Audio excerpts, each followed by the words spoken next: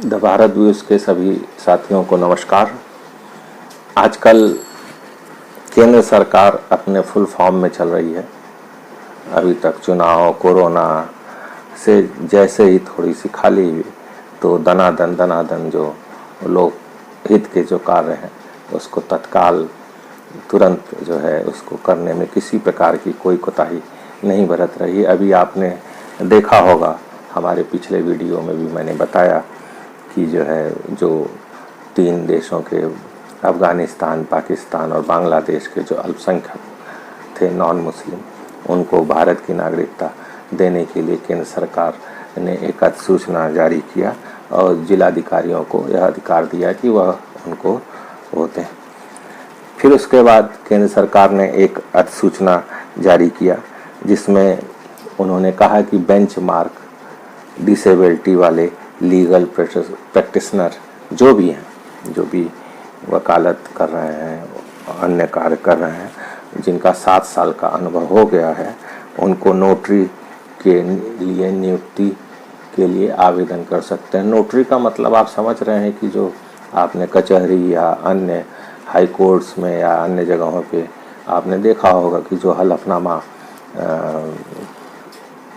को सर्टिफाई करते हैं, ओथ ऑफिसर के रूप में करते हैं। ये इनके ओथ को हाई कोर्ट में, डिस्ट्रिक्ट कोर्ट में हलफनामा जब आप बनवाने जाते हैं तो मुहर लगाते हैं और सर्टिफाई करते हैं कि मेरे सामने इन्होंने यह कमेंट किया, जो कि फर्जी नहीं है, व्यक्तिगत रूप से उपस्थिति होगी, आपके साइन कराते हैं। तो नोटरी ऑफिसर के रूप में बेंचमार्क डिसेबिलिटी वाले लोग, 7 साल के जो प्रैक्टिस करने वाले लोग हैं, उनको वह ले सकते हैं। ऐसा केंद्र सरकार ने अधिसूचना जारी किया, जो कि एक अच्छी बात है, एक बहुत ही अच्छी बात है। डिसेबिलिटी वालों को, जो विकलांग हैं, समाज में ऐसी स्थिति में हैं, उनको निश्चित तौर पे यह सुविधा मिलनी ही चाहिए। जो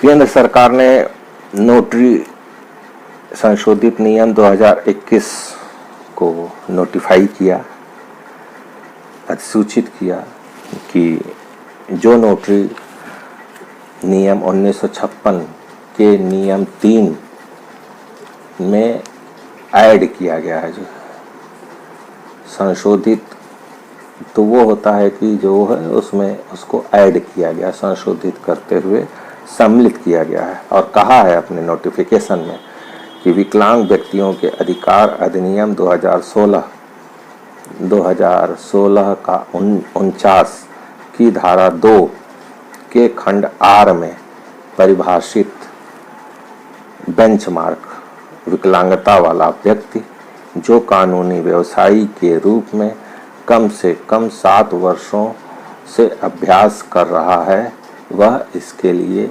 योग्य एवं अधिकृत होगा कि वह इसके लिए अप्लाई कर सकता है।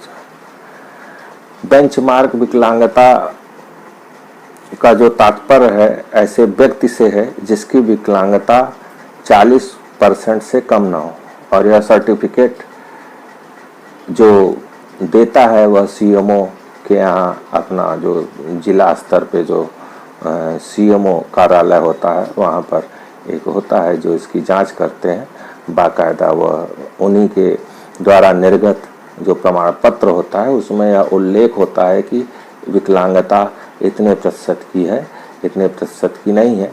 उसी के आधार पर सरकारी नौकरियों में आरक्षण का भी प्राविधान है, और यहाँ भी सरकार ने 40% से ज़्यादा वालों को जो है नोटरी बनने के लिए अधिकृत किया है और योग्य माना है।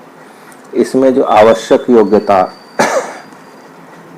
है नोटरी के लिए वह ये है कि ऐसा व्यक्ति जो कम से कम 10 वर्षों से प्रैक्टिस कर रहा है। ये जनरल व्यक्ति के लिए है, जो सामान्य जाति के व्यक्ति के लिए है, जो 10 वर्षों से प्रैक्टिस कर रहा हो। SC ST और OBC के लिए कम 7 साल का ही एक्सपीरियंस प्रैक्टिस का माना गया है। जैसे कि विकलांग के लिए 7 साल का है, वैसे ही SC ST और इनके लिए 7 साल का मांगा गया। महिला का भी 7 साल का ही एक्सपीरियंस माना गया है। और उनके साथ या तो जो कार्य जो जो वकालत की प्रैक्टिस है वह 7 साल और 10 साल का है। उसके साथ साथ क्या है, उसके साथ साथ यह है कि बार काउंसिल का सदस्य हो कम से कम 10 साल का से, या न्यायिक सेवा का सदस्य हो 10 साल का जो है। एक वकील के रूप में नामांकन अगर आपने अपना रजिस्ट्रेशन कराया है तो सेंट्रल या स्टेट गवर्नमेंट के तहत कार्यालय में अगर आप काम कर रहे हैं, अगर आप जो कर रहे हैं तो उसमें आपका अनुभव होना चाहिए 10 साल का। इसमें जो तीसरी सबसे बड़ी बात कही गई है, जज एडवोकेट जनरल के विभाग या सशस्त्र बलों के कानूनी विभाग में भी जो लॉ को देख रहे हैं, लॉ ऑफिसर या लॉ क्लर्क के रूप में काम कर रहे हैं, वह भी हो सकते हैं, नोटरी हो सकते हैं। ऐसा केंद्र सरकार ने जो मिनिमम क्वालिफिकेशन है वह उस पर निर्धारित कर रखा है। केंद्र और राज्य सरकार दोनों नियुक्ति नोटरी की कर सकते हैं। राज्य सरकार जिला कचहरियों में करेगी और जो केंद्र सरकार है वह अपने जो उनके जो है केंद्र सरकार के अधीन न्यायालय और जो आपके अन्य जो भी जुडिशरी से संबंधित हुआ है वहाँ नियुक्ति करेगी। और हाई कोर्टों में भी नोटरी होते हैं, सुप्रीम कोर्ट में भी नोटरी होते हैं। तो इन सबको अपना जो है जो मिनिमम क्वालिफिकेशन है, निश्चित तौर पे यह सरकार का सराहनीय कदम है। और विकलांग व्यक्ति को भी एक सहूलियत और राहत मिल जाएगा जो प्रैक्टिस नहीं कर सकते हैं, जो किसी वजह से वह नहीं बराबर मेहनत कर सकते हैं। वह नोटरी जैसे एक इम्पॉर्टेंट काम को जो बहुत ही महत्वपूर्ण भूमिका अदा करता है कोर्ट और व्यक्ति के बीच में, या राज्य सरकार की ओर से भी किसी भी व्यक्ति का जो हलफनामा दिया जाता है वह नोटरी द्वारा सर्टिफाइड होके ही कोर्ट में सबमिट होता है।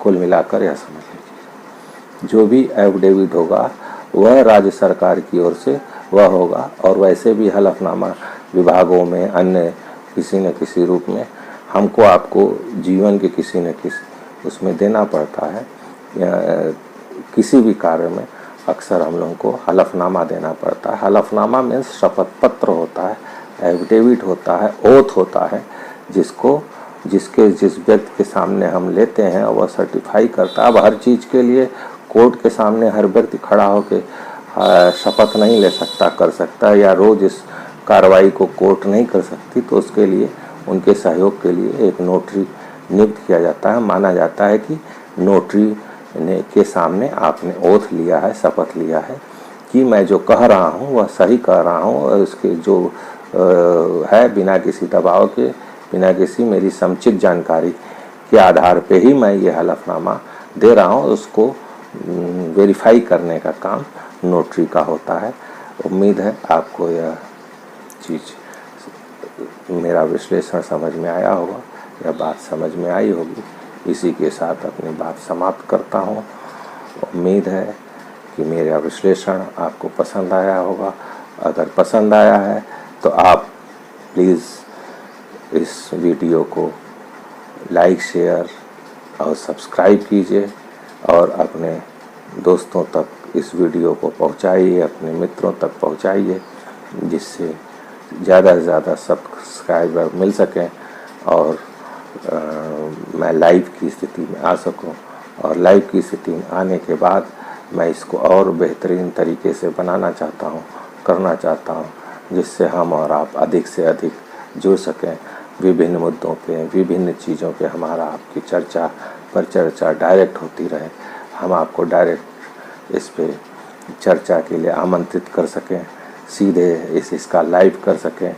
तो इसलिए मेरा आपसे अनुरोध है कि ज़्यादा से ज़्यादा द भारत व्यूज़ को आप देखें और उसका प्रचार प्रसार करने में अपनी महती भूमिका निभाएं, और जिससे हम लोग मिलकर एक समाज में परिवर्तन और अपनी आवाज़ को बुलंद करने में जो एक सशक्त माध्यम है सोशल मीडिया, उसको उसका सहारा ले लें और आपकी आवाज़, समाज की आवाज़, पिछड़े वर्गों की आवाज़, जो भी समाज के मुद्दे हैं उन मुद्दों पे हम लोग आमने सामने बैठकर ऑनलाइन लाइव, जैसे आप न्यूज़ चैनल्स में देखते हैं, उस प्रकार लाइव करते हुए एक चर्चा पर चर्चा हो सके और सरकारों तक अपनी बात हम लोग बेधड़क बेझिझक पहुंचा सकें। इसी के साथ अपनी बात समाप्त करता हूं। जय हिंद, जय भारत, नमस्कार।